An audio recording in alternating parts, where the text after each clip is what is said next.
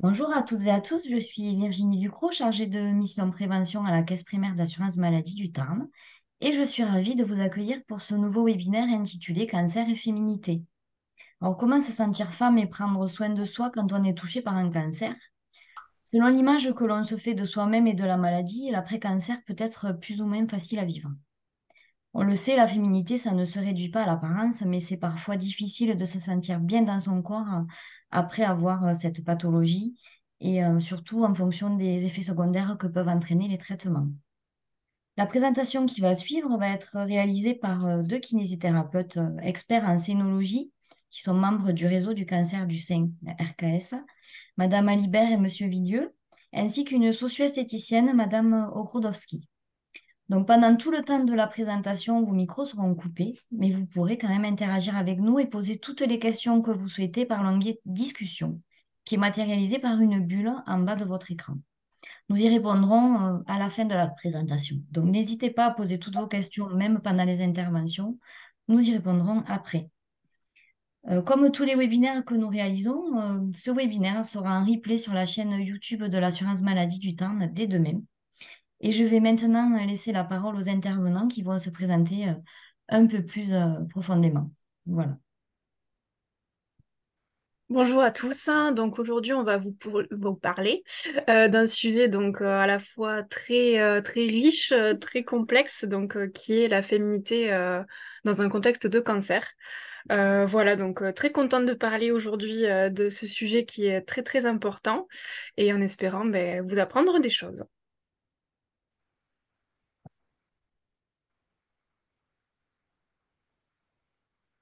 Claire, tu peux passer. Oui, ça ne marche pas. Ça y est.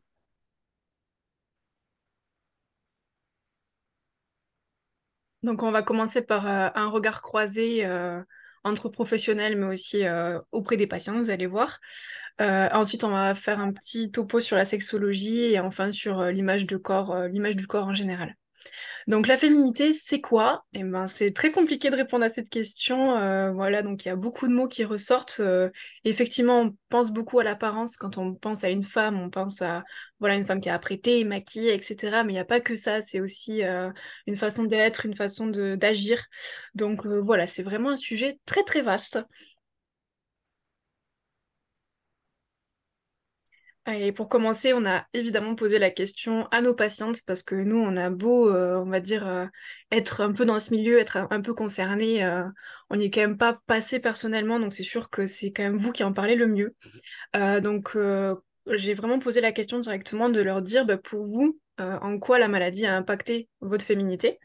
Donc aujourd'hui, on va parler beaucoup du cancer du sein, mais on parle du cancer en général hein, chez les femmes. Donc par exemple pour Isabelle, ça a été donc ce n'est pas que la zone opérée qui a changé, c'est tout le corps qu'on ne reconnaît plus brutalement. Donc c'est vrai qu'on pense beaucoup, par exemple dans le cancer du sein, au sein, mais tout le reste va changer et on va en parler. Ces changements rapides m'ont autant gêné que l'ablation du sein elle-même. Ensuite, elle rajoute au sujet des cheveux qui sont revenus après la chimio, mais pas les sourcils. Et ça, on n'en avait jamais parlé avant. Voilà, donc elle a attendu naïvement leur retour. Donc ça, c'est vrai qu'elle le dit aujourd'hui avec le sourire, mais que ça a été très compliqué. Et ensuite, on a Cécile qui dit qu'un an après la chimio, ses ongles se cassent et se dédoublent dès qu'elle elle tente de les faire pousser un petit peu. Et maintenant, donc, on va passer au point de vue des professionnels, hein, en commençant par Claire, donc pour le côté socio-esthétique. Bonjour à tous. Donc, la socio-esthétique, vous en entendez pas forcément tous parler au début de vos traitements. En tant que socio-esthéticienne, quand on est là pour vous aider sur tout ce qui est amélioration de l'aspect de la peau, le bien-être, la qualité de vie. Le soin esthétique devient un médiateur corporel, c'est-à-dire que quand vous avez des effets secondaires, on est là aussi pour vous proposer des soins spécifiques pour vous aider à mieux vivre les traitements. Notre objectif, c'est pallier les effets secondaires, travailler sur l'acceptation de ce nouveau corps, restaurer votre apparence, maintenir une bonne hygiène.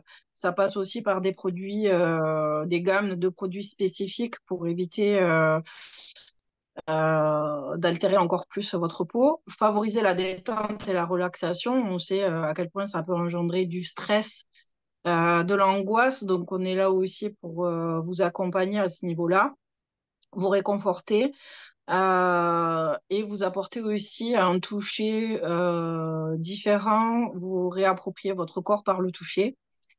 Sur l'aspect psychologique, ben, c'est le désir de vivre, valoriser votre image corporelle, l'estime de vous, favoriser les relations sociales et avec votre famille, s'adapter au changement de ce nouveau corps. Donc, si vous avez besoin d'une socio-esthéticienne, vous pouvez me trouver au niveau de l'association d'Iwali sur le 80 31. Vous avez tout un réseau aussi de professionnels qui sont triés, on va dire, en fonction de leurs compétences aussi et de leurs diplômes. Au niveau de l'association régionale des socio-esthéticiennes Midi-Pyrénées, les ARS existent aussi partout en France. Donc, vous avez aussi d'autres réseaux comme le COS et la FNSE. Donc, n'hésitez pas à vous rapprocher d'une socio-esthéticienne sur votre secteur.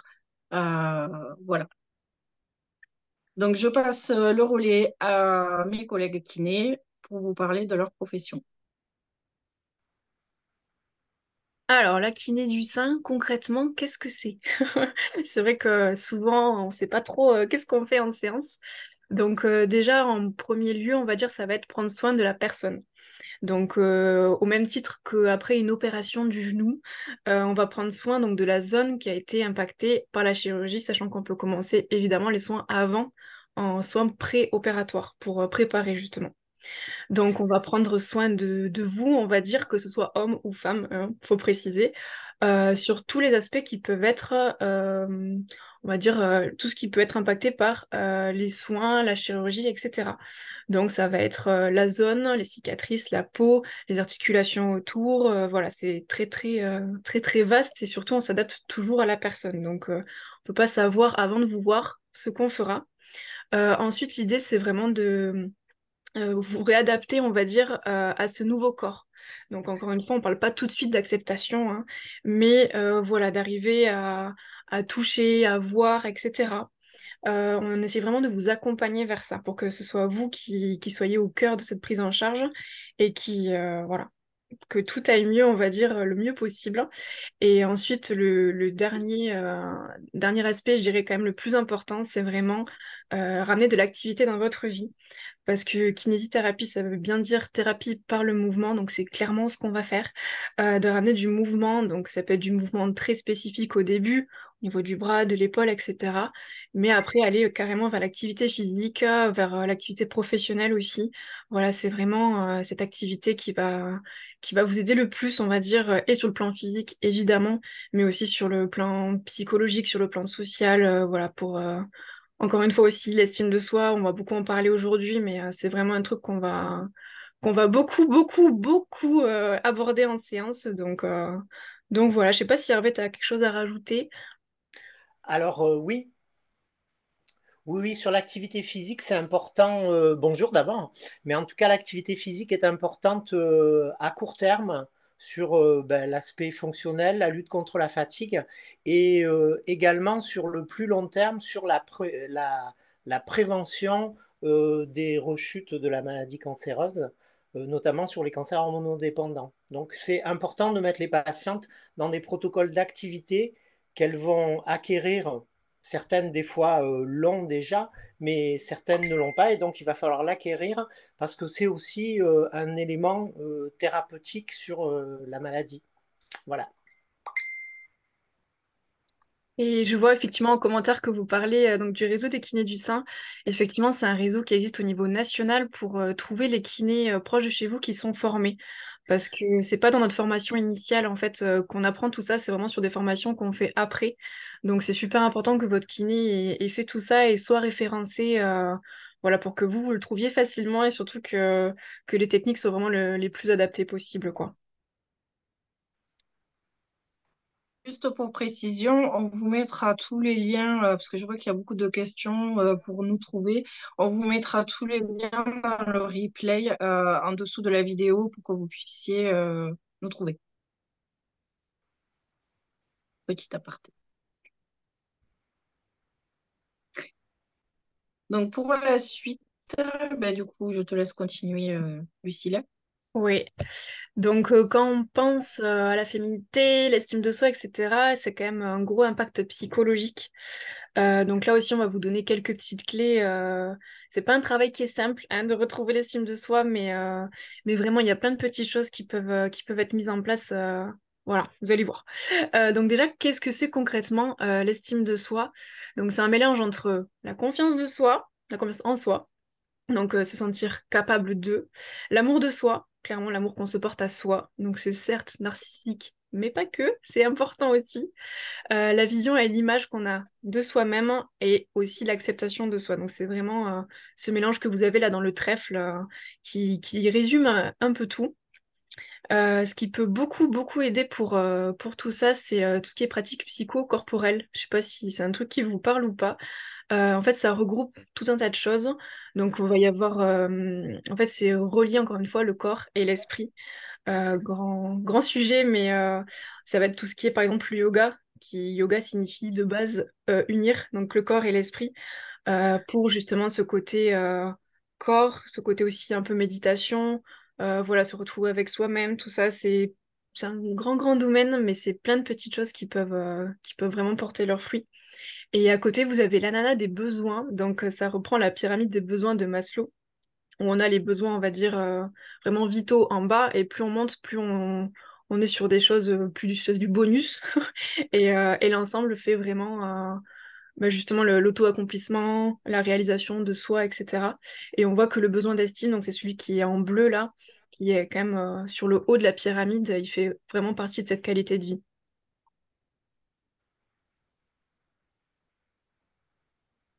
Hop. Et ensuite, donc, on va parler effectivement un petit peu de sexualité parce que une des plaintes qui revient le plus, c'est les troubles de la libido. Donc déjà, faut vous rassurer, vous dire que c'est absolument normal entre les traitements à la fatigue, etc., etc. C'est tout à fait normal. Déjà, c'est quoi la libido? La libido, donc, c'est le désir. C'est donc un trouble de la libido, une absence.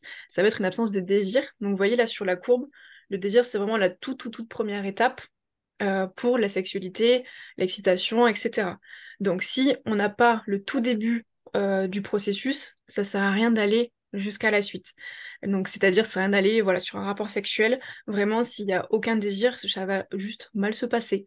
Donc là, vous voyez à côté, c'est justement le cercle vicieux. Donc, ce qui se passe si on se force à avoir un rapport sexuel sans ce désir-là. Donc déjà, c'est un rapport qui peut être non consenti. Donc petit rappel comme sur le consentement, vraiment, on ne se force pas, même si on est marié, même si on est en couple, etc. Même si monsieur ou madame est insistant, bah non, si on n'a pas envie, on n'a pas envie. Donc un rapport non consenti va entraîner probablement des douleurs.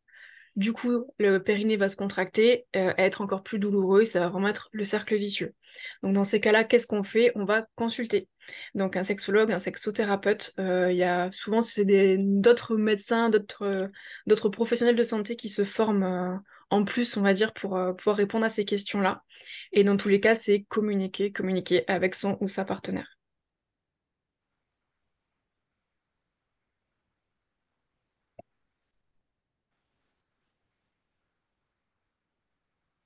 Ensuite, donc petit point sur la sécheresse vaginale qui est aussi des plaintes qui reviennent très souvent, là aussi dû au traitement.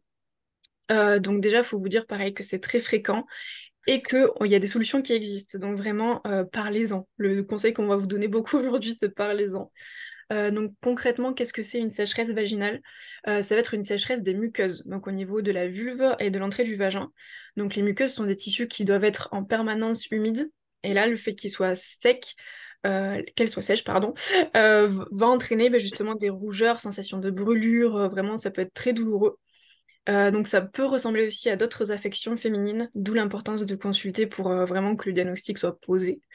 Et le risque effectivement des muqueuses qui sont sèches comme ça, c'est un risque de déchirure et donc de douleur encore plus importante.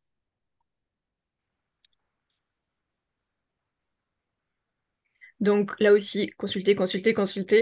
Ça peut être effectivement dans le parcours de soins onco, mais ça peut être très bien aussi la médecine de ville, gynéco, sage-femme, etc. qui vont vous prescrire donc de quoi vous soulager au quotidien.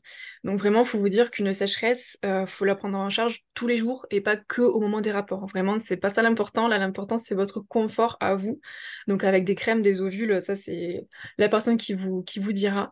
Et après, au moment des rapports, donc si vous en avez envie, évidemment, toujours mettre du lubrifiant. Voilà, toujours, toujours, c'est super important. Et pourquoi pas aussi s'orienter vers une sexualité qui va être, qu'on dit, non pénétrative. Donc pour ça, je peux vous conseiller surtout le livre Jouissance Club de June Pla, qui est la Bible là-dedans. Donc vraiment, voilà, apprendre à réapprendre justement sa sexualité et se redécouvrir autrement, sachant que nous, les femmes, tout ce qui est porno, etc., c'est pas forcément ce qui va stimuler le plus notre libido. Ça va plus être faire jouer l'imagination. Donc au niveau de l'audition, donc justement les podcasts, etc. Et au niveau aussi dans l'imagination de la lecture, etc. Donc cherchez plutôt dans ces zones-là. Pour aller plus loin, je vous ai mis quelques liens, notamment vers une vidéo faite par le docteur Fabienne Marchand Lamiro, qui vous parlera en fait des solutions qui peuvent exister en cas de sécheresse vaginale qui vont persister. Et pour aller plus loin, la clinique Rive Gauche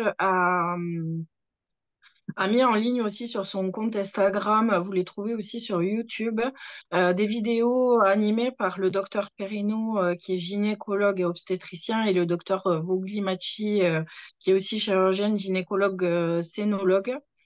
Excusez-moi pour la petite erreur de frappe, que vous retrouvez du coup sur leur compte et qui vont aller plus loin dans les explications sur les solutions que vous pouvez trouver pour ces problématiques. Vous les retrouverez bien sûr ces liens sur le lien replay. Donc maintenant, on va vous parler de l'inconfort. Alors, il y a le mamelon, mais pas que. C'est aussi au niveau. Les sécheresses, en fait, vont apparaître à tous les niveaux.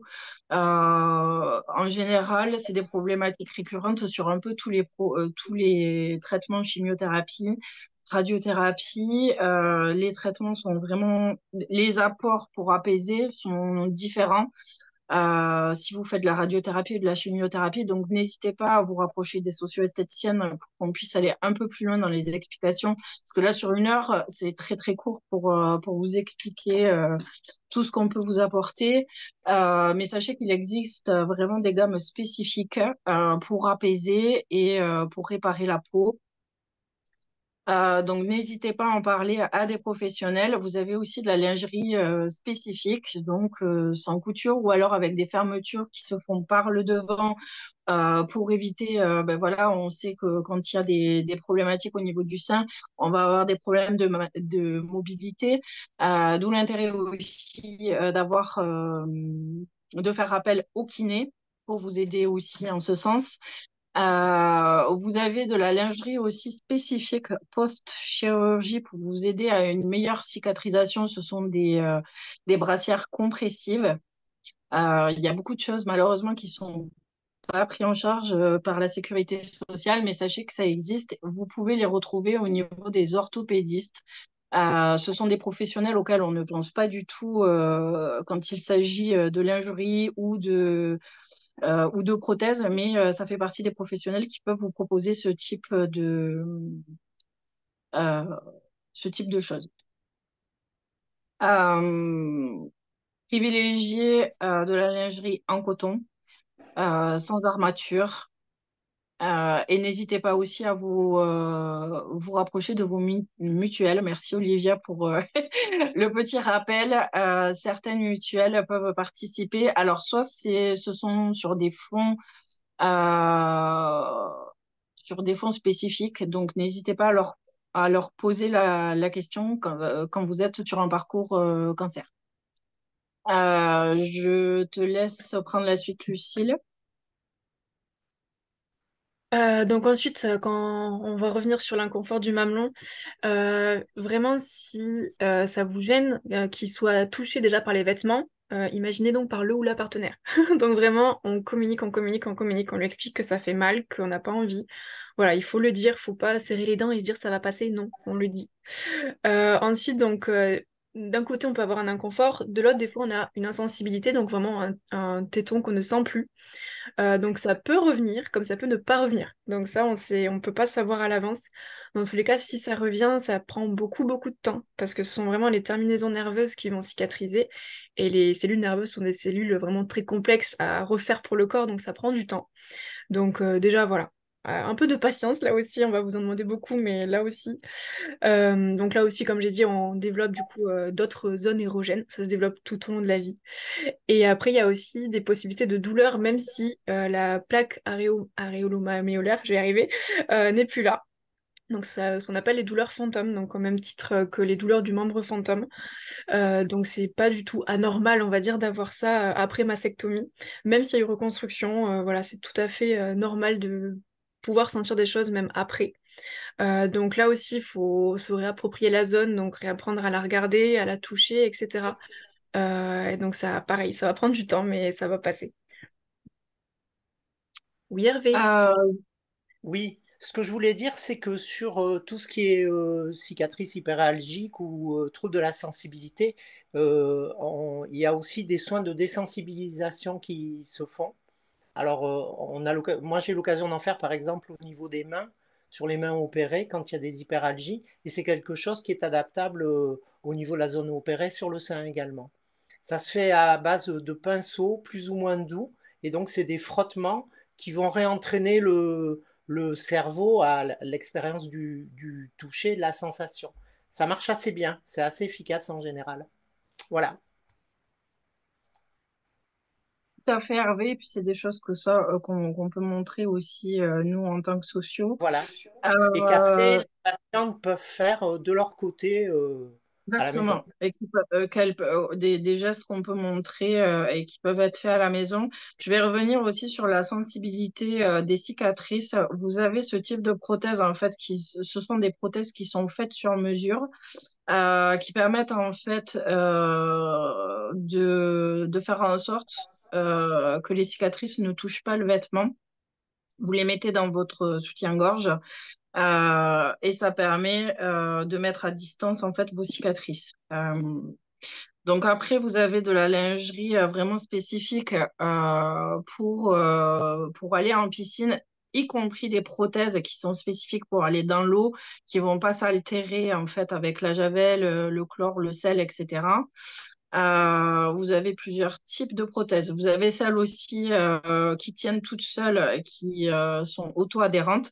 Alors c'est vrai que souvent ce sont des prothèses qui ne sont pas portées au démarrage car les cicatrices sont souvent trop sensibles. Donc on part plutôt sur ce type de prothèse qu'on va intégrer dans les soutiens-gorge des soutiens-gorge qui sont vraiment spécifiques. Vous avez les gammes comme un Moena que vous trouvez vraiment aussi au niveau des parapharmacies, orthopédistes. Vous avez des magasins aussi spécialisés. Sachez qu'il existe aussi, pour celles qui n'ont pas forcément les moyens, des associations comme les Crabettes qui permettent de récupérer des anciens vêtements et voilà, c'est la seconde main pour l'onco. Donc n'hésitez pas à vous rapprocher excusez-moi, de ce site. Vous avez aussi les petits cœurs qui sont là aussi pour soulager et à mettre sous le bras. Et vous avez aussi des petits mamelons qu'on peut coller sur les prothèses pour avoir l'impression d'avoir euh, ou sur les cicatrices, voilà, quand on enlève les mamelons. Voilà, c'est des choses qui existent. J'ai eu une question par rapport au cataplasme d'argile, par rapport à la radiothérapie. Alors, euh, comme c'est un petit peu long, moi je conseille vraiment d'avoir un conseil spécifique au niveau des socio-esthéticiennes parce que tout dépend de l'état de la peau. Au niveau des argiles, attention parce qu'il y a les argiles purifiantes, ne pas utiliser donc la verte mais plutôt la rose qui est vraiment hydratante. Euh, voilà, je pourrais pas aller beaucoup plus loin sur les explications, mais Alors Claire, je vais voilà. vous couper un petit peu à tous les trois, juste pour rappeler que toutes les questions, en fait, on pourra y répondre après. Comme ça, au moins, on Oui, peut défiler et parler de tout ce dont on doit parler. Et on ça marche. n'hésitera pas après à échanger à la fin de la présentation. Hervé, tu voulais dire quelque chose? Oui, par rapport au chapitre précédent, ce qui est important, c'est de travailler en équipe. Alors, autant il faut avoir des kinés qui sont formés, comme via le réseau RKS, autant c'est important aussi qu'il y ait une chaîne de prise en charge dans lequel, ben, par rapport à toutes ces notions de matériel, de choix, d'indication, ben, l'orthopédiste, c'est un poste important aussi. Nous, on communique beaucoup avec. Là aussi, il faut avoir un ou une orthopédiste qui soit sensibilisé à tout ça et qui s'y intéresse de près. C'est important, tout le long d'être guidé. Voilà. Complètement. Et du coup, ça rejoint aussi là les changements corporels. Donc là, on va aborder les changements corporels dans leur ensemble. On va un peu s'éloigner de la zone. Donc on va parler évidemment du lymphœdème. Donc le lymphœdème, vous en avez sûrement entendu parler, mais concrètement, qu'est-ce que c'est? Donc c'est un œdème, un gonflement. Souvent on pense au bras, mais ça peut très bien être aussi le sein, le thorax. Voilà, c'est pas forcément que le bras. Dans tous les cas, qu'est-ce que c'est, enfin, quels sont les premiers symptômes? Le bras va pas forcément gonfler d'un coup. D'abord, c'est un bras qui peut être douloureux, qui peut être un peu plus dur. Vous voyez la peau qui est plus dure par rapport à l'autre côté. Il peut être aussi rouge. Voilà, dans tous les cas, si vous voyez des petites choses comme ça arriver sur votre bras, là aussi, vous allez consulter tout de suite. Et le traitement, qu'est-ce que c'est? C'est vraiment la compression. Donc la compression, au même titre que les bas de compression pour les varices, c'est la même chose, mais pour le haut du corps. Donc là aussi, à voir avec un orthopédiste vraiment formé pour que ce soit vraiment le plus adapté à vous, parce que c'est vraiment ça qui va traiter la zone. Nous, on peut évidemment drainer en kiné, faire du drainage manuel, mais c'est clairement, on va dire, 10% de la prise en charge. C'est surtout la compression qui va soulager ça et la compression avec le mouvement. Les deux combinés, c'est le top. Oui, Hervé. Oui, et en tout cas, ça sert à rien de faire du drainage ou de l'exercice physique s'il n'y a pas de compression derrière. Ça se substitue pas. Complètement. Même si c'est pas très joli, même si on n'a pas forcément envie de le mettre, vraiment c'est ce qui marche. Donc après il y a plein de modèles qui existent, trouvez justement celui qui vous gênera le moins. Voilà. Et après, dans tous les cas, voilà, faire attention à tout ce qui est prise de poids. Souvent, c'est assez lié avec l'alimentation inflammatoire, etc., etc. Donc là aussi, allez consulter pour connaître tout ça. Et changement au niveau de la posture, ça, c'est aussi l'activité physique avec la respiration, etc., qui va pouvoir travailler dessus. Et ensuite, je vais Je laisser fais, la parole à Claire pour la suite donc des autres effets. je fais juste un petit complément par rapport au lymphodème. Sachez que, comme les problématiques au niveau des aspects cutanés, vous avez euh, des cures thermales qui sont vraiment spécifiques aussi pour le lymphodème, au même titre que vous avez des cures thermales pour les problématiques de peau. Donc, n'hésitez pas aussi à vous rapprocher de nous pour qu'on puisse vous guider là-dessus. Donc, au niveau des effets secondaires, hein, donc j'en parlais tout à l'heure, une peau fragilisée, donc des gammes de produits spécifiques existent en onco. Là où il faut être surtout vigilant, c'est utiliser des lavants doux. Lavant doux ne veut pas dire lavant bébé. On a souvent à tort cet amalgame, donc ça veut dire juste pH physiologique. On a un pH qui est à 5,5, donc légèrement acide. Donc soyez vigilants aux produits que vous allez utiliser, pas asséchants. Attention évidemment à tout ce qui est savonnette qui vont avoir des pH aux alentours de 10-12, ce qui est le cas de la plupart des produits que vous trouvez en supermarché. Donc au niveau des cicatrices, on l'a dit tout à l'heure, vous pouvez les travailler au niveau des kinés, surtout faites-les travailler. Vous pouvez les travailler à partir de 3 semaines, un mois après la chirurgie. Vous pouvez aussi travailler vos tissus en amont de la chirurgie. On va vous montrer aussi comment les travailler à la maison au quotidien. Vous avez des crèmes aussi spécifiques, tout ce qui est crème Cica en général. Vous avez aussi des troubles oculaires, donc des sécheresses cutanées. Vous avez les sécheresses au niveau des yeux, vous avez les sécheresses au niveau buccal. Donc, vous pouvez prendre des gouttes. N'hésitez pas à vous rapprocher de vos médecins. Au niveau dentaire, on conseille toujours de faire des lavements à base de bicarbonate pour rééquilibrer le pH. Quand vous ne pouvez pas à l'extérieur, n'hésitez pas à utiliser une eau thermale. Vous avez aussi des problématiques au niveau des ongles. Alors, ce qui va être important, c'est de les renforcer et d'éviter le sèchement de la base ongulaire. Donc, au-delà des vernis spécifiques au silicium, vous avez aussi les sérums qui sont tout aussi importants, voire plus importants. On évite tout ce qui est microchoc et on est là pour vous accompagner sur tous ces effets secondaires. Vous avez les alopécies partielles et totales. Alors, j'ai souvent la question, est-ce que je vais perdre mes cheveux? Tout dépend du protocole que vous allez avoir. Donc, n'hésitez pas à vous rapprocher. C'est vrai que souvent, les alopécies partielles et totales concernent le cancer du sein, mais ne vont pas forcément concerner tous les autres types de cancers. Donc, n'hésitez pas à vous rapprocher de nous aussi pour qu'on puisse vous en parler. Là aussi, vous avez euh, des perruques qui sont remboursées. Vous avez des magasins de perruques. Vous avez aussi les socio-coiffeurs qui existent. La seule chose auquel il faut faire attention, c'est que toutes les personnes que vous allez aller voir aient bien le référencement CPAM pour avoir le remboursement de vos perruques.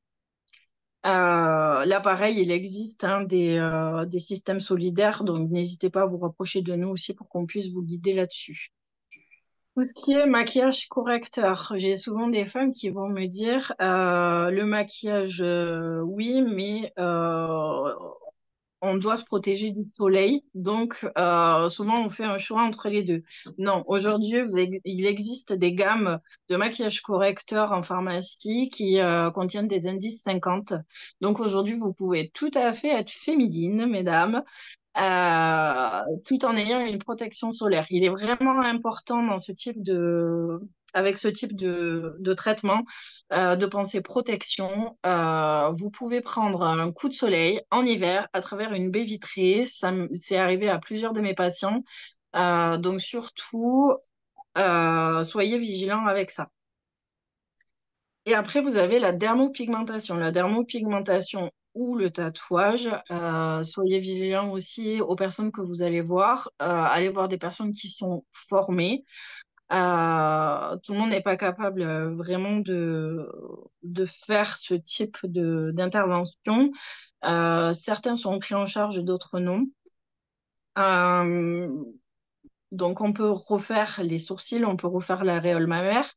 Il est possible aussi maintenant de camoufler les cicatrices. Euh, Par rapport, par contre, aux sourcils, il faut attendre bien 6 mois, 1 an pour voir si vos sourcils vont repousser de façon complète ou non. Avant, c'est compliqué Je vous conseille pas forcément. Euh, Enfin, je vous conseille de faire attention à ce niveau-là et de vous rapprocher. Je suis désolée, je bug. De vous rapprocher de nous pour qu'on puisse vraiment vous faire un conseil personnalisé.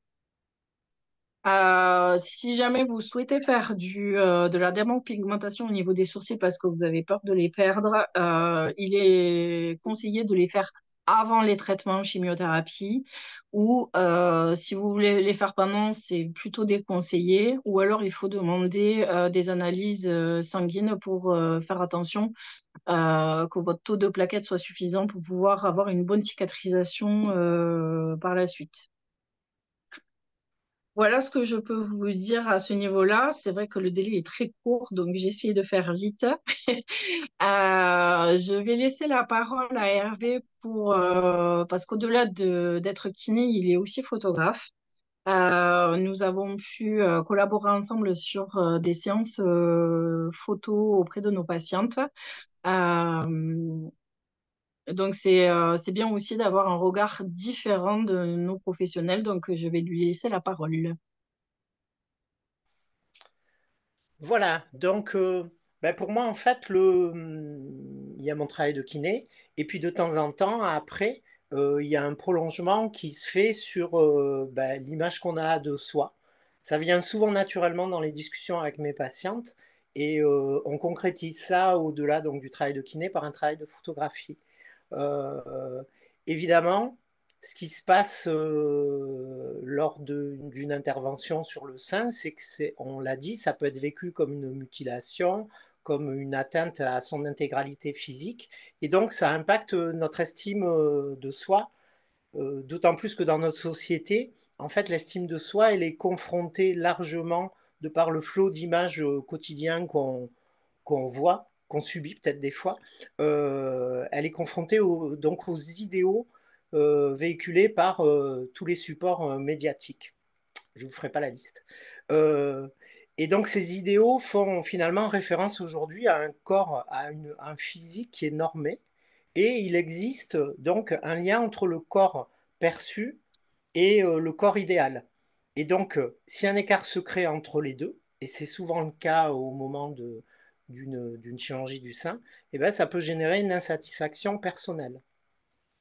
Donc on peut répondre à ça, en tout cas une des voies pour répondre à ça, c'est de rentrer dans un processus de ce qu'on appelle de photographie thérapeutique. Et donc la photographie thérapeutique, c'est une démarche photographique et créative qui vise à conditionner le mieux-être. Euh, la photographie, le travail photographique a une dimension artistique et créative. Et ça impacte les personnes photographiées en leur apportant du bienfait. C'est une façon aussi donc de poursuivre le contact avec un corps que la maladie et les traitements transforment. C'est un soutien à l'image corporelle, à la dimension psychologique, physique, sociale, ainsi que face aux symptômes vécus par les patientes. Euh, Ce qui se passe, c'est que, en fait, ce qui est important dans ce travail-là, c'est d'associer la personne photographiée en tant que vraiment dans un contexte global d'une équipe dans lequel il va y avoir la socio-esthéticienne, la coiffeuse, la maquilleuse, le conseil en look. Et le temps d'une journée, en fait, ou d'une matinée, on va faire un vrai travail collectif dans lequel la personne sera et au centre et participante active. Euh, Généralement, donc, l'objectif est double pour la personne photographiée. C'est avoir de belles photos naturelles d'elle-même et puis d'augmenter son estime de soi. Ce qu'on demande avant le shooting, c'est que la patiente, que la modèle ne se maquille pas, ni se coiffe d'une façon particulière. On va le construire ensemble. En fait, il faut venir un peu comme au pied du lit. Ce qu'on demande aussi, c'est que la patiente vienne avec des vêtements dans lesquels elle se sente bien et où elle soit à l'aise. Après, des fois, il y a des directions qui sont un peu plus artistiques où on va construire en amont du shooting un petit peu une direction d'image dans laquelle la tenue aussi comptera. Il y a plusieurs façons d'aborder le shooting. Ce qui est important, c'est de vivre pleinement l'expérience photographique. Quand on a travaillé avec Claire sur des groupes de patientes, il y avait aussi l'intérêt que justement, c'était un peu une journée avec des patientes qui étaient photographiées, mais qui, l'objectif, c'était quand même de les sortir du, un petit peu du soin, de l'abord médical, etc. Mais en même temps, c'est un temps d'échange entre les patientes et entre toute l'équipe. La prise en charge, donc, elle se fait par maquilleuse, coiffeuse. Généralement, on fait un maquillage. La Claire, tu peux peut-être aussi expliquer un peu, mais on fait un maquillage qui est plutôt léger, naturel. On cherche l'élégance. On choisit des tenues ensemble. Et ce qui est important dans tout ce travail, c'est de faire ressortir des émotions. Et notamment, ça passe par le regard. Il y a deux façons d'aborder aussi. Ça, c'est un peu suivant les projets, suivant les patientes. On peut aller vers des choses dans lesquelles on va montrer plus ou moins ben, la zone qui a été opérée. Ça dépend un petit peu de la pudeur de chaque patient. La pudeur et l'envie de montrer ou pas et en quoi montrer ou pas, ça peut avoir un côté rassurant et de redonner confiance. Donc, on essaye à chaque fois d'individualiser un petit peu le projet. Et puis, ben, moi, j'interviens aussi sur mes choix esthétiques, c'est-à-dire que j'aime bien changer un petit peu de direction, vous verrez les photos, de direction d'image, et donc je propose différents styles de photos. Voilà. Merci Hervé. Avant de parler de la partie photographique et au même titre que la photographie, tu l'as bien dit Hervé, le travail en équipe pluridisciplinaire, il est hyper important dans l'accompagnement des patients, que ce soit dans les services, à l'extérieur ou sur ce type de projet.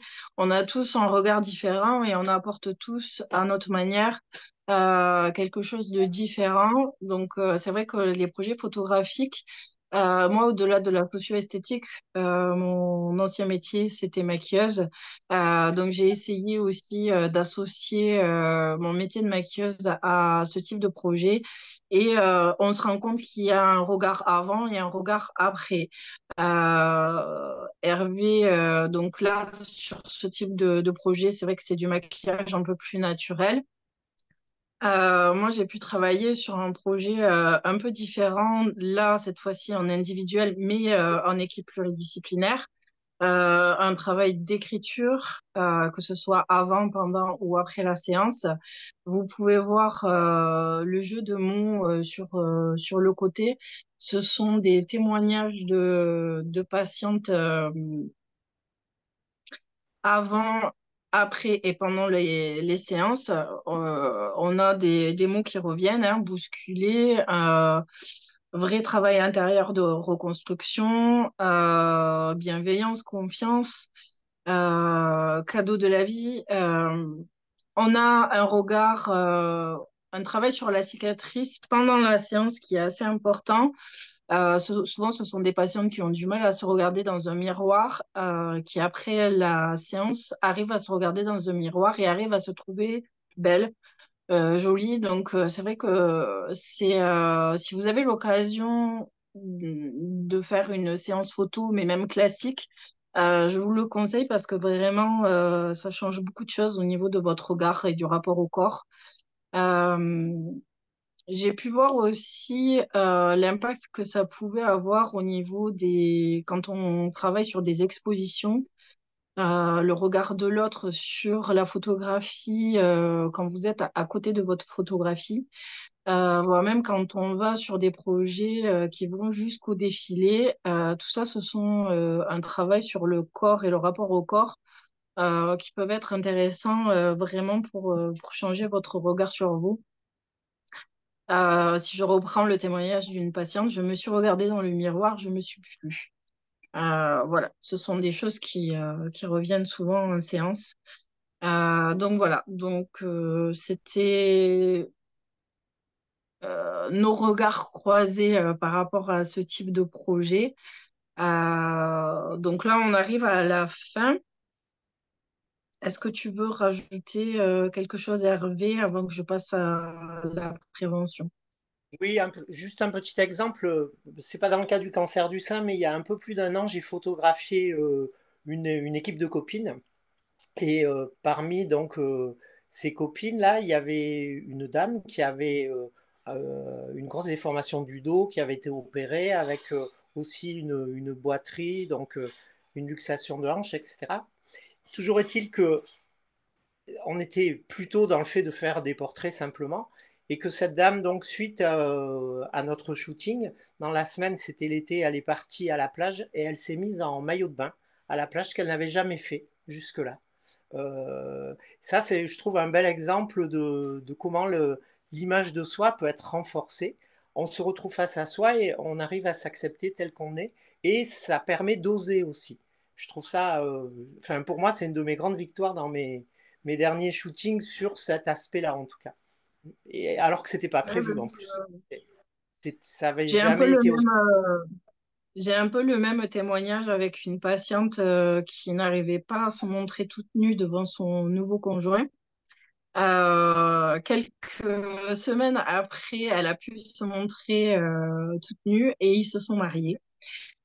Donc ça, c'est un super témoignage aussi d'une patiente voilà, qui se redécouvre, qui redécouvre sa féminité. Et je trouve que c'est une belle victoire. Voilà, j'ai aussi des patientes qui me disent aujourd'hui, ma cicatrice, c'est une œuvre d'art. J'ai eu ce type de commentaire aussi. Donc voilà, c'est toujours intéressant d'avoir ce genre de retour. Et effectivement, c'est le genre de travail qu'on peut faire, peu importe la pathologie, peu importe pathologie ou pas d'ailleurs. Si vous voulez travailler sur l'estime de soi et la confiance en soi, je trouve que c'est un très bon support. Très bien. Donc voilà pour le projet photographique. On va juste terminer par la prévention avant de passer à la partie questions-réponses. Mesdames, vous êtes, que ce soit professionnel ou patient, n'hésitez pas à parler autour de vous de la prévention. Vous avez des applications qui en parlent, on vous mettra les liens. Lucille, peut-être si tu veux, puisque c'est toi qui as mis les liens, je te laisse la parole.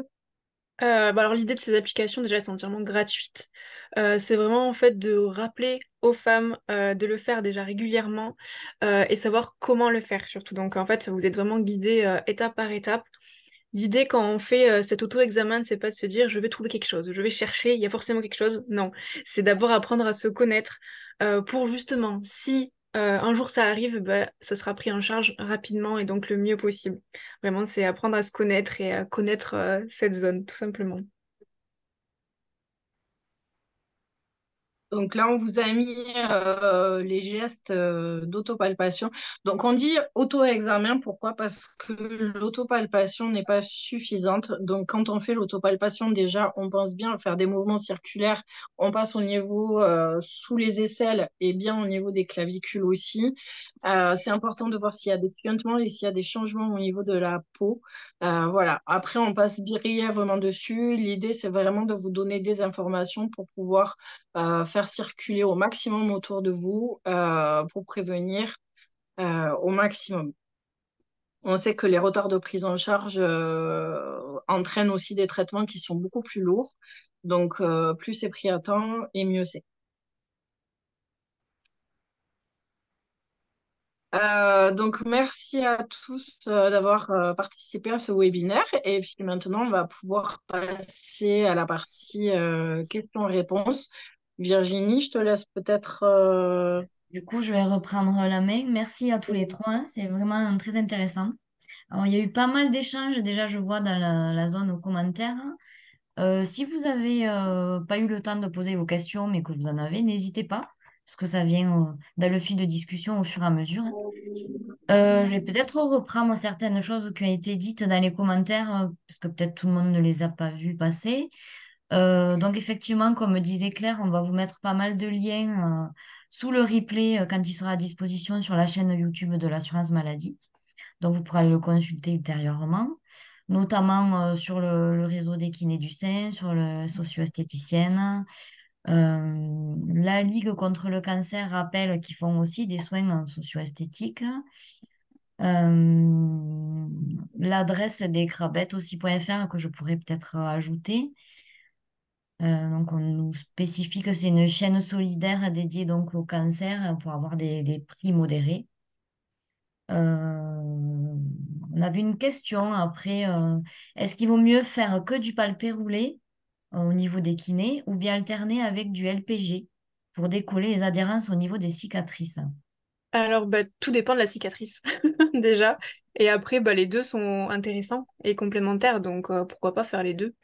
Alors, on peut peut-être préciser ce que c'est parce que moi, la première, je ne sais pas ce que c'est le Alors en LPG. fait, le LPG, donc c'est la machine qui fait du palpé roulé. Donc elle fait le même D'accord, mouvement que nos petits doigts, mais elle le fait toute la journée sans se fatiguer.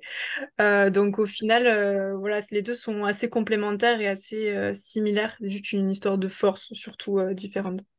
Oui, Hervé. d'accord, Oui, et puis avec le LPG, on travaille en aspiration alors qu'on est plus en pression sur la cicatrice que lorsqu'on masse. Donc les deux sont intéressants en fait. C'est très d'accord. complémentaire, effectivement. En plus, après, on parlait de marques de produits de beauté. Donc, je sais pas, peut-être Claire, tu peux nous faire un petit point là-dessus. Est-ce qu'il y a des marques à proscrire? Est-ce qu'il y a des choses qui sont mieux quand on est atteinte d'un cancer? Alors, vous avez pas mal de gammes dermo-cosmétiques hein, qui sont vraiment spécialisées en oncologie, comme Aven, La Roche-Posay, Uriage. Vous avez aussi des gammes spécifiques en bio. Vous avez les laboratoires Biarritz, vous avez la gamme Sérénie Bio des laboratoires WAG. Vous avez la gamme MEM. Vous avez au Il y avait niveau une des question vernis. justement sur cette gamme, apparemment. Moi, les vernis, sincèrement, je suis désolée si même est par là, mais les vernis, je suis pas convaincue. C'est vrai que je renvoie plus vers les autres gammes. Vous avez une gamme qui est un peu plus onéreuse, c'est vrai, c'est la gamme Poderme, mais qui a été conçue par une podologue et qui sont concentrés à 25% au lieu de 1% chez la plupart des gammes. Donc c'est vrai que ce sont voilà, il y a aussi la concentration du produit qui fait qui fait la différence du coût. Après, il y a d'autres produits chez même ouais, qui sont très très bien. C'est vraiment un retour de patiente où je sais qu'il y a eu des problématiques, notamment avec le clair qui s'étale mal.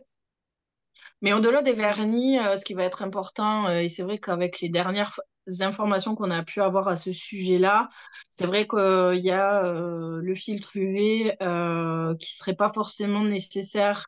Bon, pour l'instant, moi, j'arrive pas à faire l'impasse là-dessus, mais ce qui va être vraiment important, c'est de faire en sorte qu'il y ait le moins de manipulation possible, faire attention à ce que les ongles soient le plus courts possible. On les maintient plus avec du limage, avec des limes douces comme des limes en verre, toujours dans le même sens pour éviter de fragiliser l'ongle. Et ce qui va être surtout le plus important, c'est l'hydratation, éviter la déshydratation de l'ongle, ce qui va se faire par l'apport des sérums qui sont vraiment spécifiques avec des nutriments bien spécifiques à l'ongle qui ne sont pas forcément les mêmes que pour la peau. Voilà. Éviter les frottements, on le voit, là où il y a les plus grosses problématiques, c'est avec les sportifs, avec les personnes qui font beaucoup de jardinage. Donc, c'est tout ce qui est microchoc, frottement, etc. Voilà ce que je peux dire en gros. Alors, on a aussi parlé de la réflexologie, en mentionnant que ça pouvait être bénéfique justement en Tout plus à fait. du traitement. J'ai répondu par message. La réflexologie combinée est un excellent soin de support pour tout ce qui est effets secondaires liés notamment aux neuropathies. On peut avoir les fourmillements, l'effet carton au niveau des mains-pieds. Euh, vous pouvez, ça aide aussi sur tout ce qui est nausées, problèmes digestifs. Voilà, c'est vraiment un soin de support vraiment très intéressant pendant les traitements. Et je rajoute aussi sur la réflexo et sur beaucoup d'autres soins de support qu'ils ont aussi des certifications en oncologie. Donc là aussi, c'est pas mal de voir ceux qu'on fait des formations en plus pour vraiment vous donner les soins les plus adaptés. Donc je sais qu'en réflexio, il y en a, en acupuncture, pareil. Voilà, donc bien vous rapprocher des bonnes personnes. Tout à fait, parce que nous, en tant que sociaux, on peut faire aussi un peu de réflexion, mais c'est vrai qu'on fait vraiment sur euh, des choses de base. C'est vrai qu'après, on renvoie vers les réflexologues qui sont vraiment formés spécifiquement à cet effet. En réflexologie, c'est encore plus important d'avoir des personnes qui sont formées à l'oncologie. Pourquoi? Parce qu'il ne faut pas toucher à tout ce qui est système éliminatoire. Voilà, il y a des spécificités et des petites choses à savoir qui sont vraiment importantes à rappeler. Merci pour ces informations. On a aussi pas mal de témoignages concernant la photographie, donc qui confirment tout ce que Hervé a pu dire auparavant. Voilà, donc je suppose des personnes que tu as pu aussi photographier. Voilà. Euh, De quoi peut-on parler après? On a parlé de prévention, c'est vrai que c'est très important au niveau de l'auto-examen. Je vous mettrai aussi les coordonnées de la Ligue contre le cancer dont on a parlé tout à l'heure, qui pouvait aussi donner des aides pour tout ce qui était onco-esthétique. Et vous avez aussi le CRCDC OC qui peut être un soutien à tout ce qui est prévention et au niveau des dépistages des cancers. Ah On oui, me demande il y a par eu rapport à une question. l'acupuncture aussi. L'acupuncture peut aider comme la réflexologie, a priori. Oui, c'est même titre. Et juste, il y a eu une question par rapport aux associations. C'est vrai que j'ai pas parlé de tous les soins de support qui peuvent exister. Effectivement, il y a beaucoup d'associations qui proposent des soins de support, comme la Ligue contre le cancer. Sur Toulouse, vous avez Étincelle, vous avez des associations de patients. Vous pouvez trouver euh, beaucoup de petites vidéos intéressantes aussi au niveau du site Rose Up sur pas mal de thématiques, voilà. Et je rappelle aussi l'importance du travail pluridisciplinaire et voilà, du travail ensemble et de la complémentarité de toutes ces professions. Alors là, on a une question aussi concernant les bouffées de chaleur suite à la chimio. On aurait proposé à cette personne de faire de l'hypnose. Est-ce que vous pensez que ça peut être efficace? Alors Faut personnellement, j'ai pas. essayer. Ouais, c'est ça, faut essayer dans tous les cas. Pour l'hypnose, moi, j'ai pas de retour pour les bouffées de chaleur. Par contre, sur la réflexio et sur enfin, la réflexologie plantaire et sur l'acupuncture, j'ai de très bons retours, moi, de mes patientes.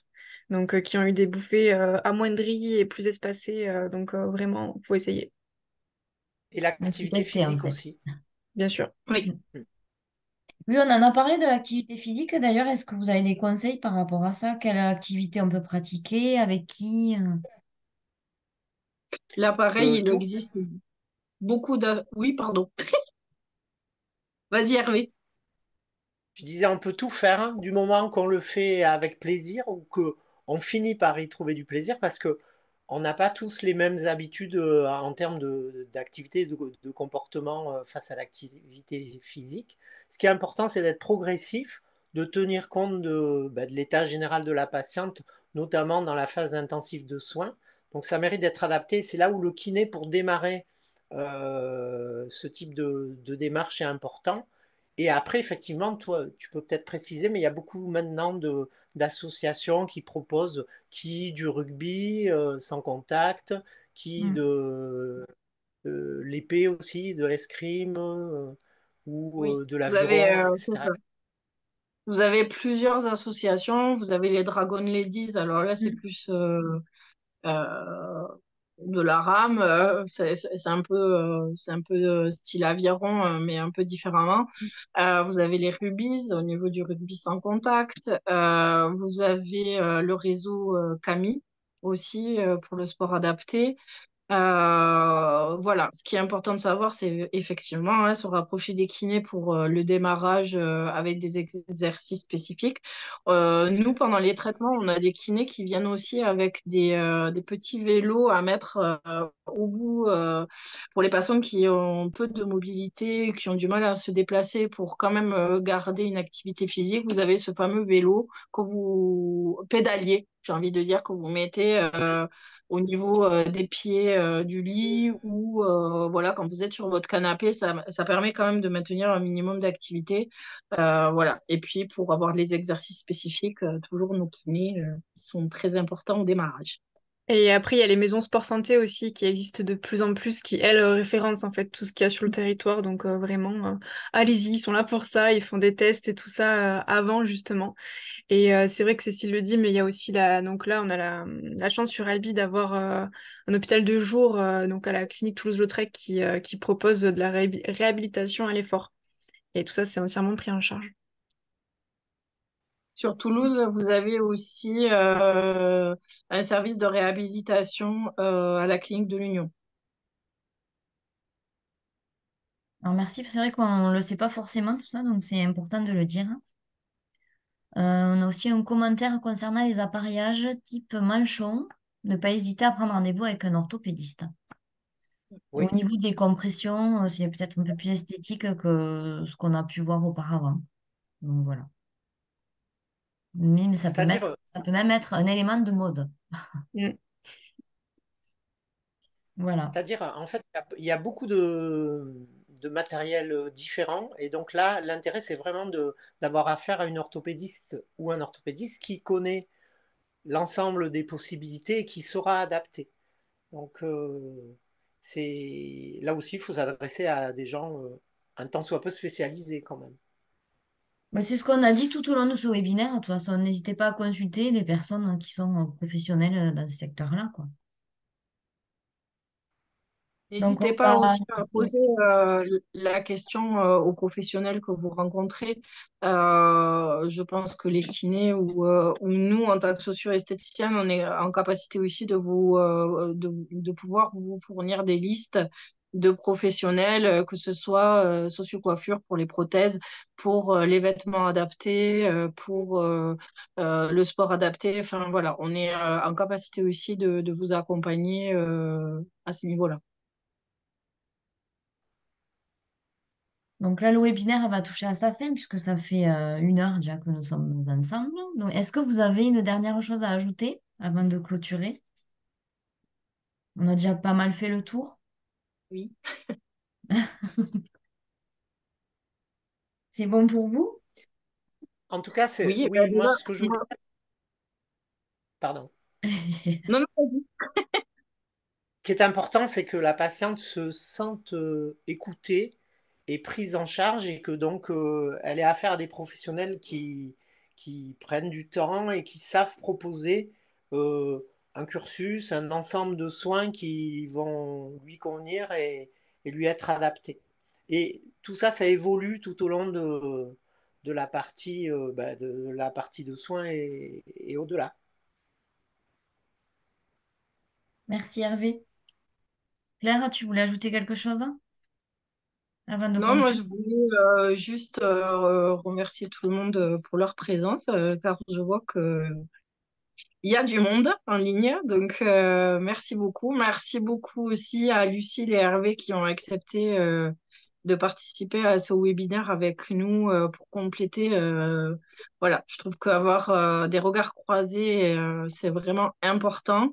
Donc, voilà, merci beaucoup pour leur participation. Merci à toi. Merci Merci à à vous. toi, ouais. Merci à tous les trois. Et merci à vous tous. Donc, mais ça va être le moment de nous quitter, même si on avait encore pas mal de choses à dire, peut-être. Donc, comme on en a parlé en tout début, ce webinaire sera un replay sur la chaîne YouTube de l'assurance maladie du Tarn. Dès demain, normalement, on vous mettra en commentaire pas mal de liens, ce dont on a évoqué précédemment. Si vous êtes intéressé par nos webinaires, puisque au niveau de la caisse primaire, le service prévention, on en fait pas mal, vous pouvez vous abonner à la chaîne ou alors retrouver toute la programmation sur le site amélie.fr dans la rubrique actualité locale. À la fin de ce webinaire, quand vous allez faire mes Zooms, eh bien, vous allez avoir un questionnaire que vous recevrez par mail. Donc moi, je vous invite à y répondre. Ça nous permet d'avoir votre avis, voir quels seraient les thèmes que vous aimeriez voir abordés ultérieurement. Donc, il ne me reste plus qu'à vous remercier, vous souhaiter une bonne après-midi et vous dire à bientôt. Merci, au revoir.